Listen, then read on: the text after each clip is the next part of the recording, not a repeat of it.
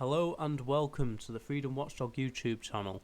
Today we're going to talk about inflation as well as deflation and what it means for asset prices, crypto, property, gold and the stock market, as well as what it means for consumer prices.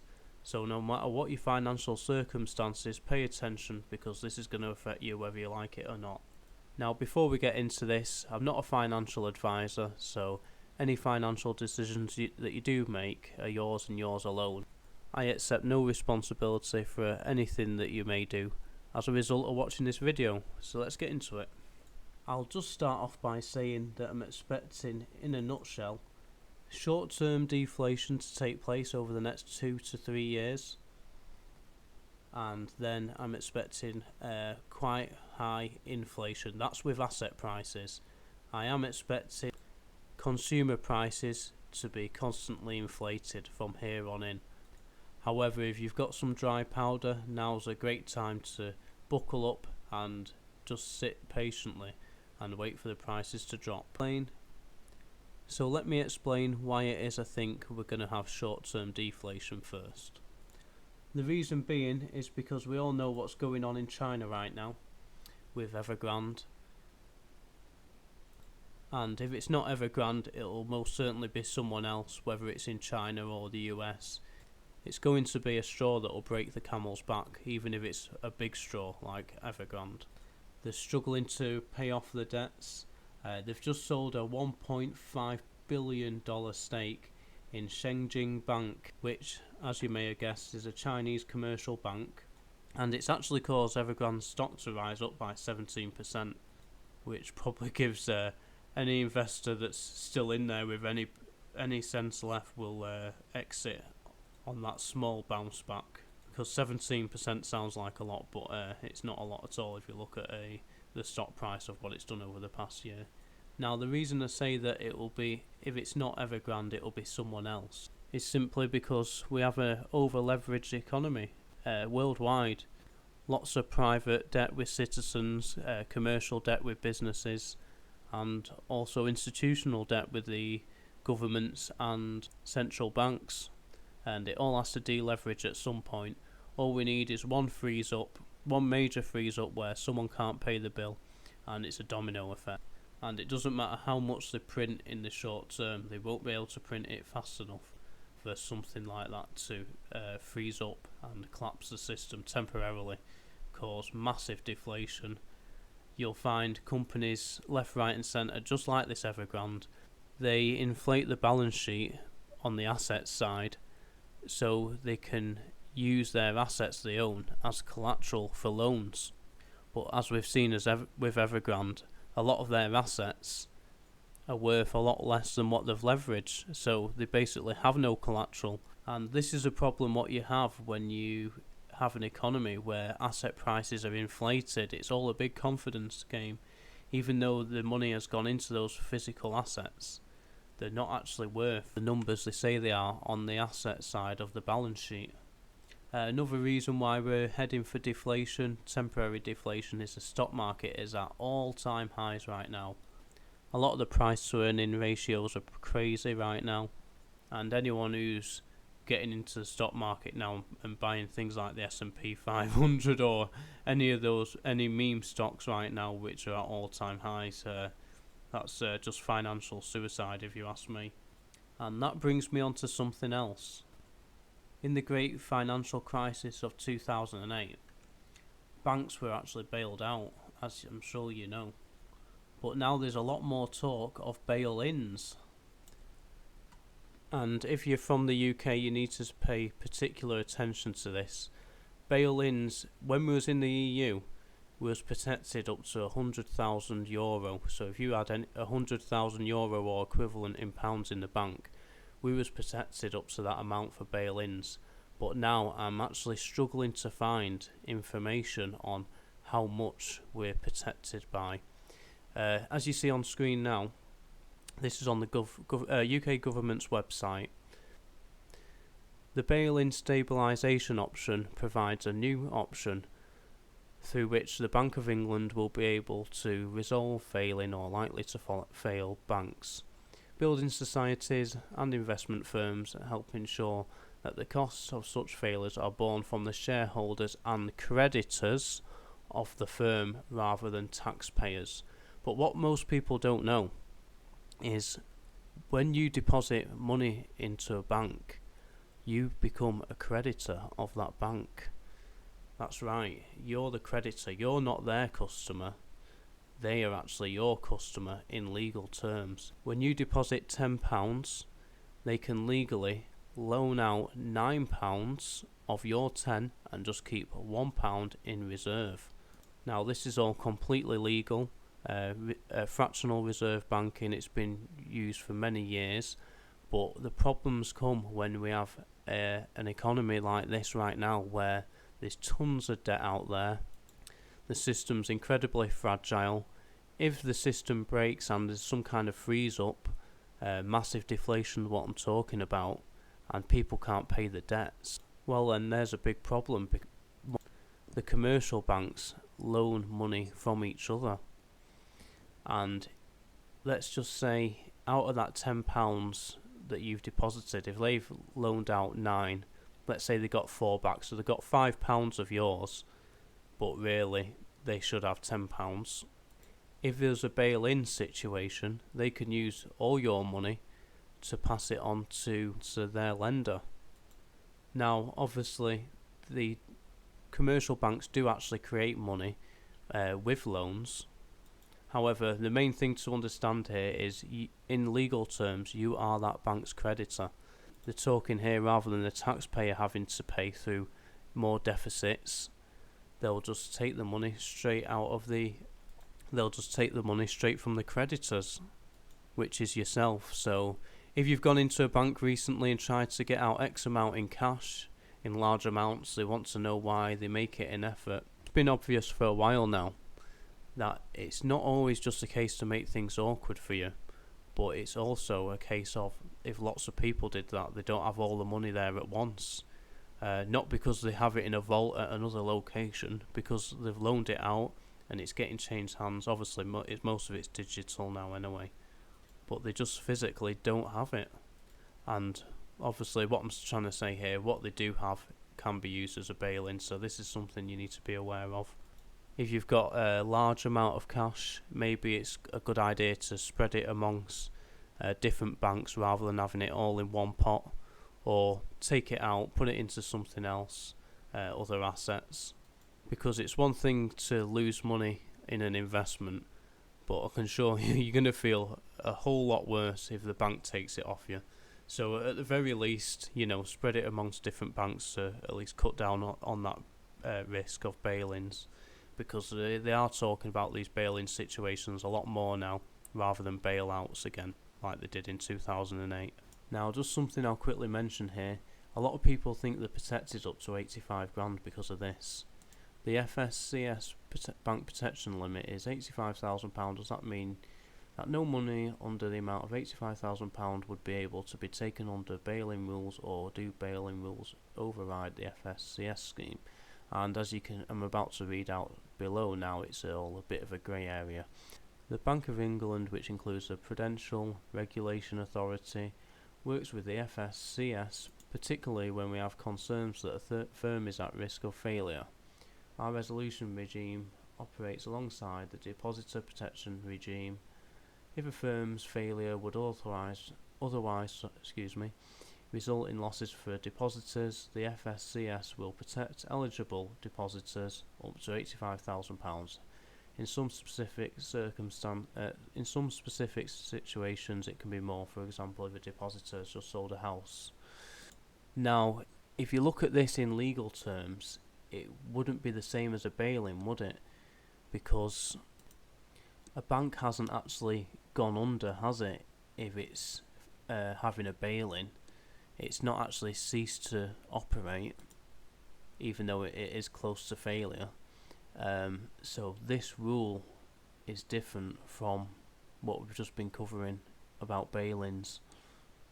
So if you think you'd be protected if you had less than £85,000 in the event of a bail-in, it doesn't apply. As you can see, the language used here, they're not giving you a straight answer. and I strongly suspect that it would not apply. If there's anyone who can translate this legal jargon for me, that would be great. Just let me know in the comments below. But as far as I can tell, this would not be included in a bail-in.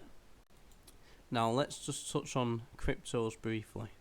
I'm not a massive crypto guy. I do own Bitcoin, and I do see the importance of cryptos in the world we're living in right now. I believe they'll be crucial to trade with in the future, especially when a central bank digital currencies being forced on us, which we don't want to use. Cryptos, they'll be crucial for us to trade with. If we're not allowed to buy meat with our central bank digital shitcoin, because that's what it'll be, we can use Bitcoin or Satoshis or any other crypto, which hopefully we'll see it through that long. Bitcoin I can see as always being number one, but like I say, I'm not big in the crypto space. I'm just giving you my macro point of view. One thing I will point out is I'm expecting the price of cryptos as a whole, as an asset class, to crash, and Bitcoin as well. I'm expecting it to crash heavy, maybe at the end of this year and next year as well. I'm expecting it to hit a real low next year, and there's a couple reasons for that. Bitcoin's coming to the end of its 4-year cycle now for this year, and not only that, because I'm expecting massive deflation as well in these other asset classes, I don't think they're just going to deflate out of other asset classes and put the money into Bitcoin over cryptos. I can't see it. I know there's a lot of institutional interest now and institutional investing now going into Bitcoin and other cryptos as well. But the one thing you need to realise, if you're a hardcore crypto guy, a lot of these institutions don't really care. They'll say what they want to tell you to pump up the price of it, because obviously the more people that get into it, it's better for them. However, one thing you need to realise is they'll just treat a lot of these like stocks or gold or any other assets.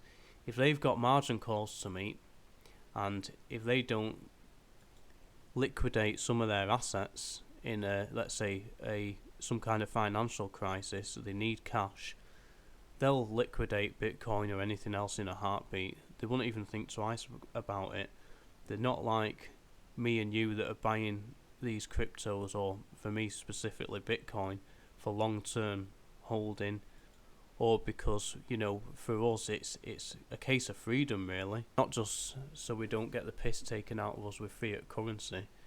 These guys don't care about fiat currency, because even if they deflate in the short term, they know that these central banks, the Fed, Bank of England, the European Central Bank, etc., they're just going to keep inflating, and it's those guys that get all the benefits of it anyway.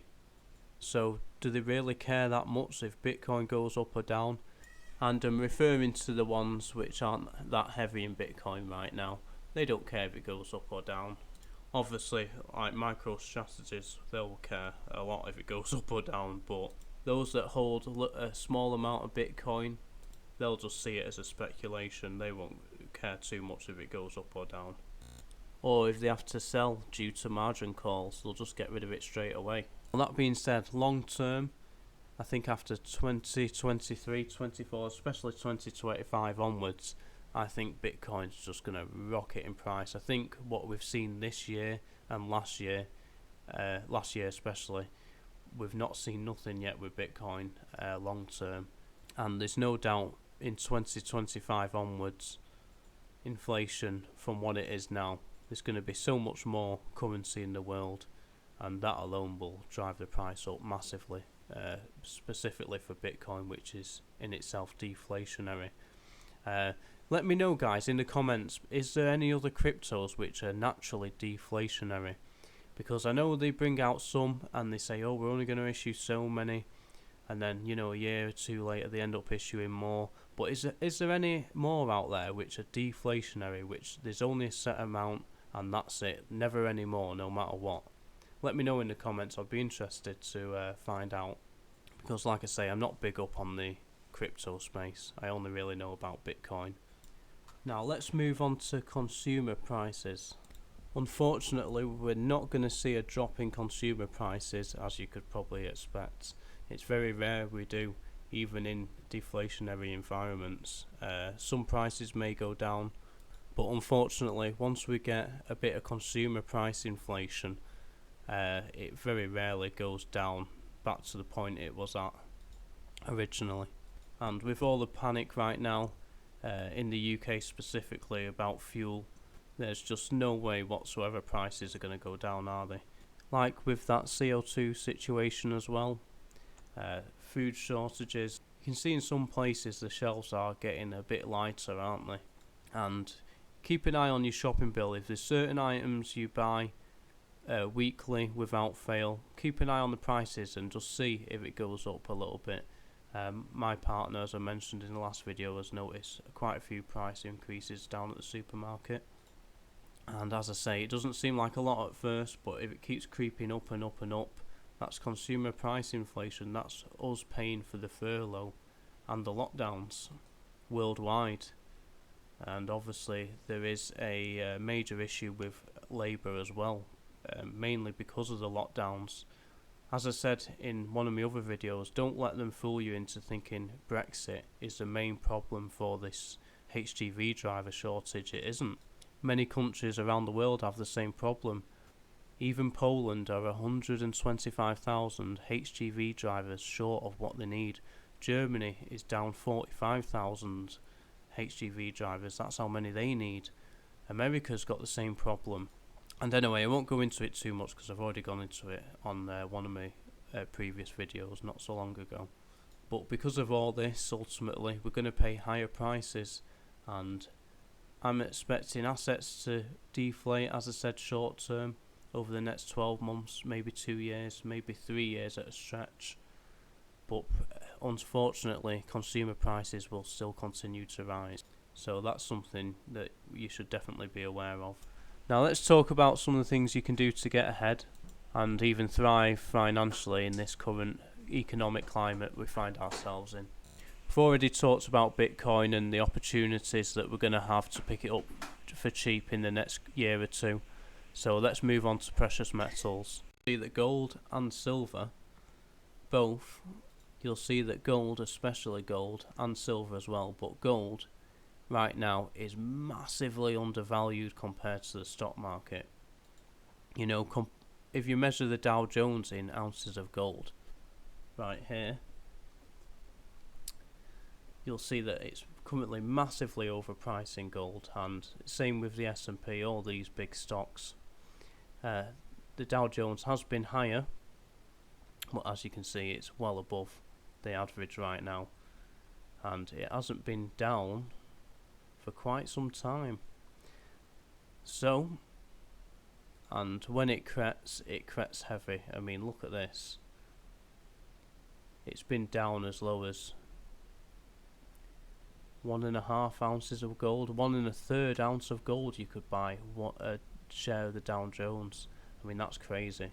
And this is gonna, either this is gonna come down heavy, or gold's gonna come up to meet it, and this will be an invisible crash. But I suspect gold won't be going up just yet. I think this will be coming down, or they may just meet in the middle. And this is why it's important, if you're investing over the long term, to look at ratios, even if it's not gold, which is your main investment. If it's crypto, I mean, it's quite early to do it with Bitcoin, because Bitcoin's quite, erratic in price. It's not found it's where it needs to be. It's not stabilized just yet. It's too early to say. But even if you invest in other main stocks, compare them to each other and measure them in ratios. Macro Trends, this is a great website to get some charts. Let's say here you sell 4 ounces of gold, and you buy 1 share of the Dow, and you ride it all the way up to here, let's just say, because you're not going to time it at the top, but right about here you'll be looking at this and right, we're quite overvalued here now. I'm going to sell this share of the Dow and I'm going to get 20 ounces of gold. Yeah? So think about what you've done. You've gone from 4 ounces of gold to 20 ounces of gold in about 12 years, and you've not put a penny extra into it. So you can see how much more effective it is rather than just holding 4 ounces of gold and then buying gold over this time period. If you can exchange, and you don't have to sell out for gold either, you could sell out for cash and then put that cash into another asset which is undervalued, and you're taking maximum gains and starting them off again in something that's undervalued. Once you sell out here, you'd be starting again down here in something else that's undervalued, but you'd literally have 5 times what you started with, and you'd be riding it up again, which would get you to 100 times your investment. And it all started with something like 4 ounces of gold, or whatever commodity or overvalued asset you sell at the time to put into something undervalued. Now, this is a brilliant method if you're young, because obviously you can start at the start of your life, you can start riding up all these asset cycles, and by the time you get to retirement age, you should be a very wealthy man if you or lady if you invest early. You keep an eye on what's going on. You see, it's not about timing it when it's at the top or timing it when it's at the bottom. People mistake what I'm saying when I explain this to them. You'll always have a good idea of when something's overvalued and when something's undervalued just by looking back at the ratios through historical averages. And this is something that I'm going to pass on to my children, so I'm going to leave them a nice chunk, because this is something that I'm doing and have been doing. And if they stay on top of it, they could be extremely wealthy. You want to talk about dynasty wealth passing down to your family. I mean, this is how it can begin, and it can all start with something very small. 4 ounces of gold isn't out of most people's hands to, in terms of going throughout the life. An ounce of gold is now about around £1,300. So to buy that, at some point in anyone's life would be able to get 4 or 5 grand and start off with these cycles. Even if it's not with gold, it could be with something else, put it into something that's undervalued. I know not everyone's obsessed with gold like I am, but hopefully you get the picture of what I'm trying to explain here. Now, speaking about gold, let's talk about the gold price.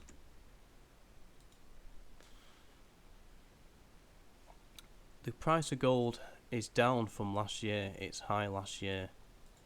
And a lot of crypto guys and other financial guys who are mad on the stock market sort of taking the piss out of it. But that's okay. After what I've just shown you, do you really feel the same? Because those guys will be riding the bear markets down while I'll be riding the bull markets up every time. Not to say that I'll be bang on every time, but through the wealth cycles I've just shown you, you should be able to get a good idea. Now, with the gold price, what I expect it to do in the next 2 years or so, or even sooner if we get this crash that I was talking about, I'm expecting the gold price to rise. Even if the stock market does crash right the way down, the ratios, I'm expecting gold to go up. Even if you look around with all the uncertainty in the world right now, I mean, there's so much going on week to week, there's that much changing, that much uncertainty and fear out there. I mean, if the stock market crashes, similar to what it did back in March last year, March, April. Now, normally what would happen when the stock market crashes, all the paper gold would get sold straight away. So gold normally goes down with the stock market for maybe 2 or 3 months, and then it jumps back up because everyone rushes back into it. But last year that didn't even happen. Everyone just kept hold of a lot of paper gold, all the physical gold, and there's physical demand for gold as well because of the uncertainty. Last year, and this year as well, there's times where I had to wait 6 weeks. I think the longest time I waited for silver delivery, silver and gold last year was around 2 months.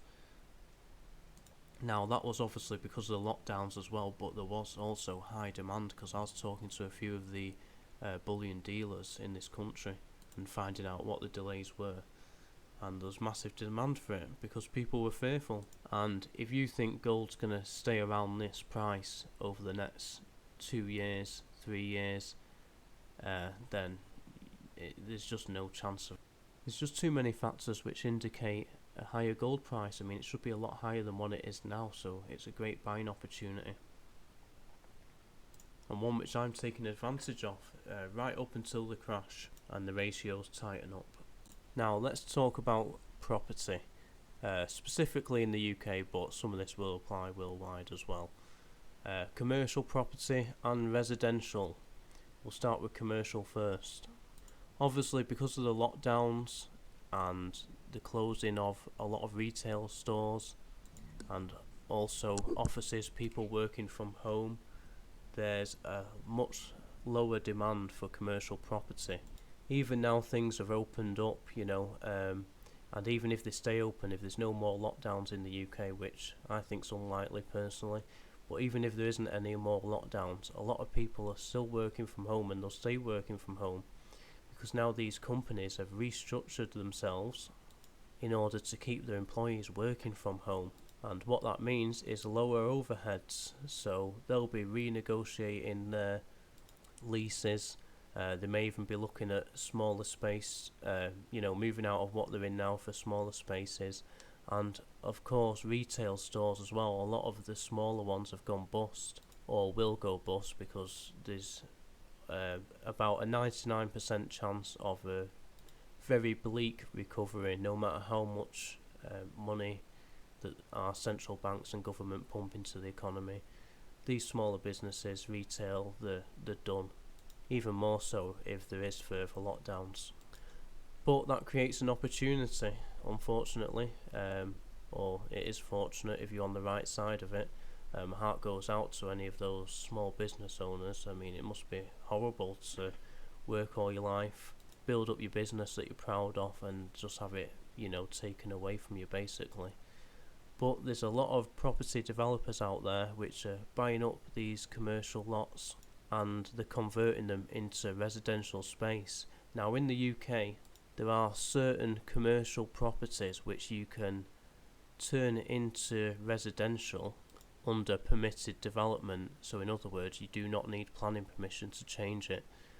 All you need is to do the work to building regs and have the inspector come out, inspect the work that's being done.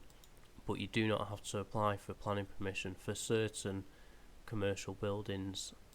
I know some certain types of retail, but I wouldn't be surprised at all if some office buildings are going to end up the same way, because otherwise it's just going to be literally dead space.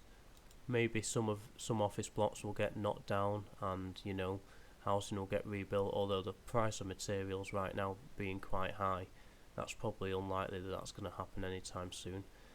However, if you know your way around the toolbox and you can get to know the law on what is classed as a permitted development conversion, then you can make a lot of money. You can buy commercial property. I think on average it's around 30% cheaper than residential for certain retail properties.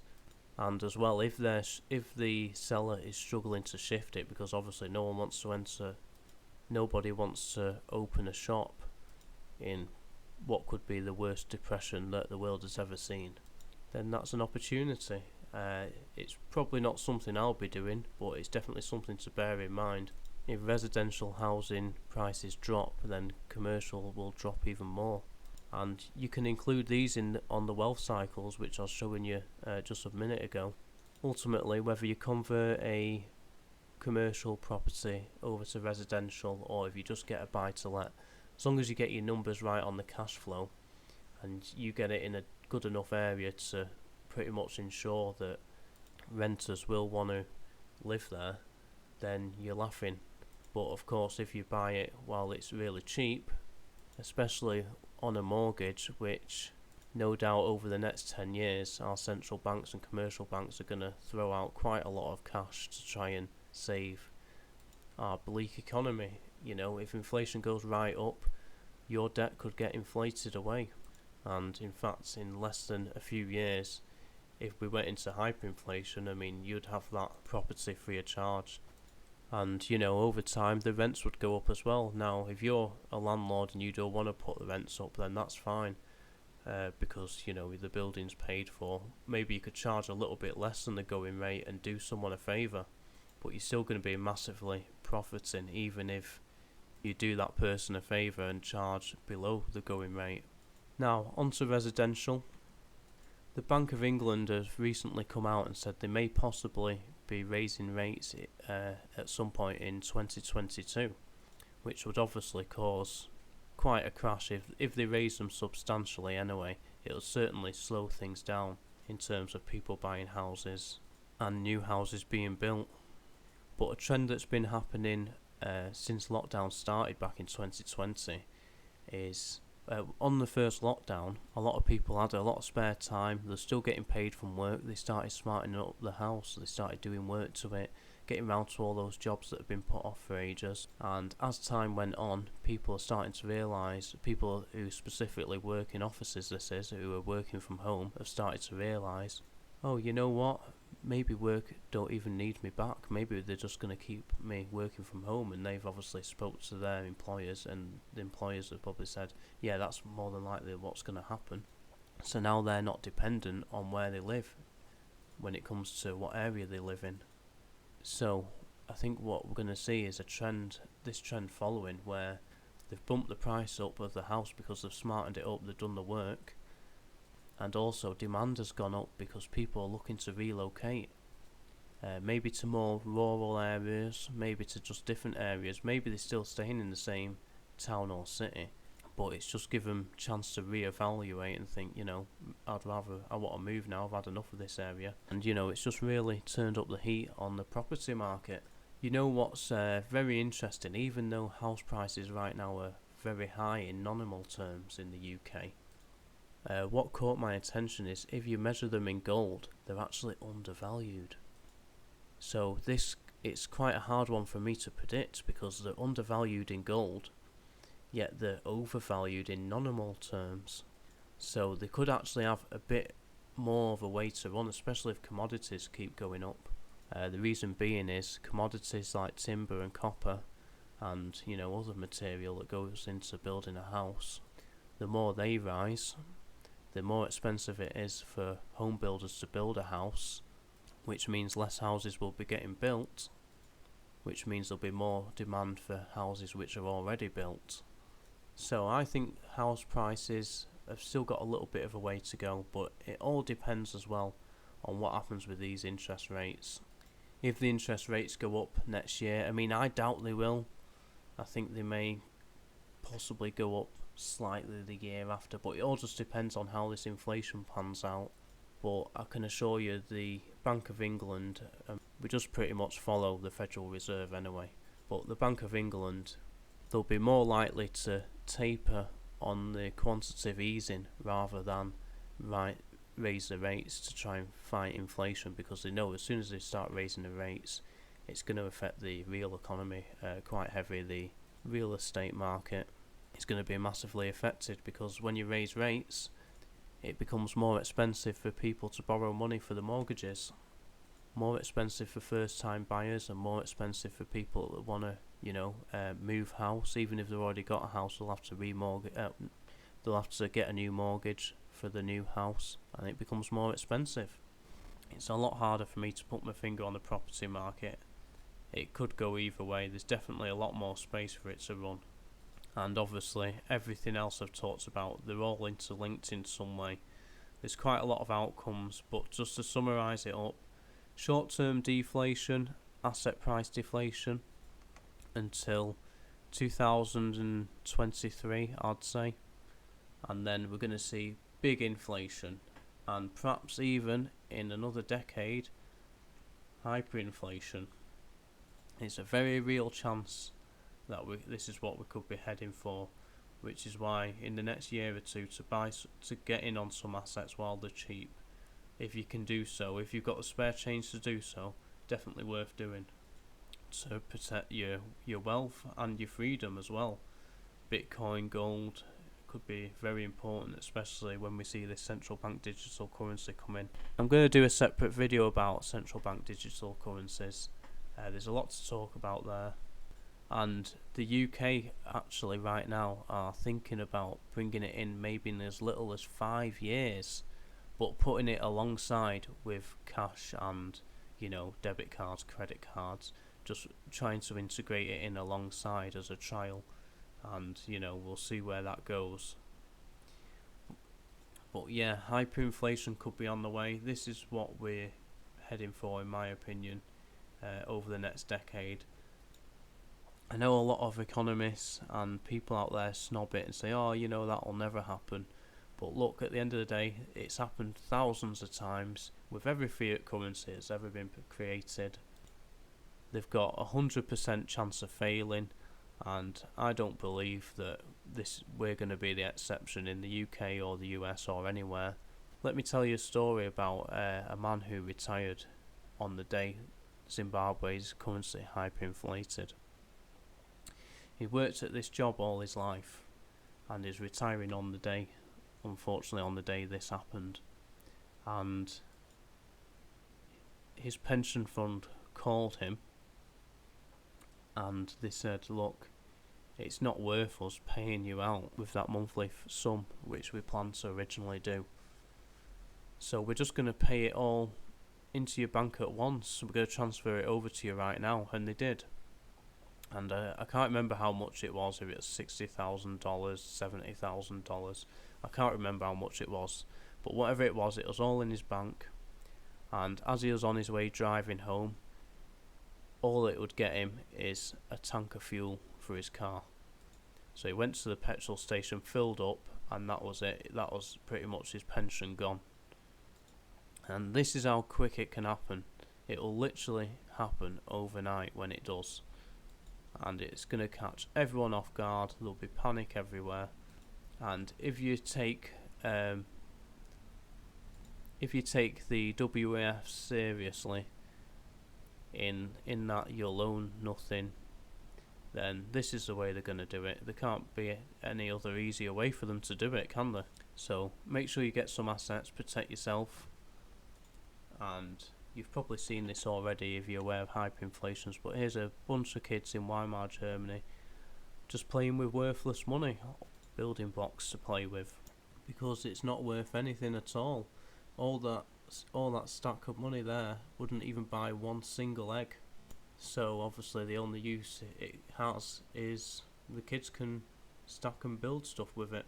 And unfortunately right now, we're following certain trends of things that happened a long time ago, things that we'd rather forget, but unfortunately we have to remember them to learn. Well, you would think we'd be learning from them, but it's just not the case, is it?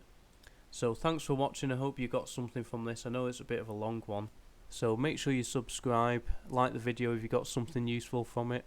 Check out Wealth Cycles by Mike Maloney. He's the one who put me onto them in the first place. And I'm going to keep you updated on what's going on around the world in the economy, specifically the UK though, and keeping you ahead of the curve because there's no doubt turbulent times ahead. Thanks for watching.